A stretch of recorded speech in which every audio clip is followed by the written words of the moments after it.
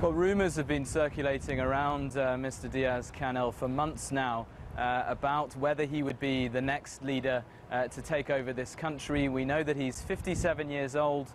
He wasn't actually born when the revolution took place. So really this is being seen as a new generation taking over here in Cuba. Essentially the baton being passed from those very aging original revolutionaries who, some of them actually accompanied Fidel Castro when the revolution actually took place, and Raul Castro as well, to this new generation of Cubans who, as I was saying, some of them weren't even born when the revolution took place. So that's how this transition of power is being interpreted here in Cuba. But one note that we have to make is that Raul Castro is expected to stay on as the head of the military and as the head of the very dominant, the completely dominant Cuban Communist Party here. So in some senses Raul Castro is giving up the title of president, but he's perhaps not giving up the power that lies behind it.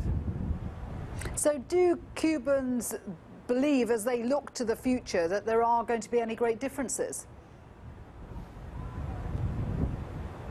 Well, that's what I've been asking Cubans for the last few weeks, and really if you speak to a lot of Cubans, because of the fact that the Castro family remains so powerful, so dominant in this country, and because, as I was saying, Raul Castro is expected to stay on as head of the military and as head of the Communist Party, I think a lot of Cubans I've spoken to have said that they really don't think that there's going to be much change here in terms of what the policies are for the Cuban government going forward.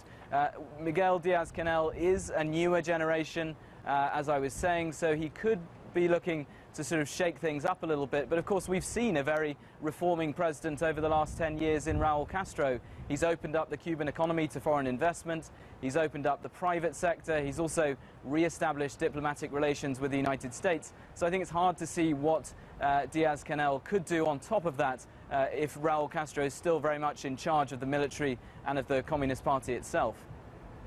So very briefly, Giles, what are the main pressing concerns of ordinary Cubans?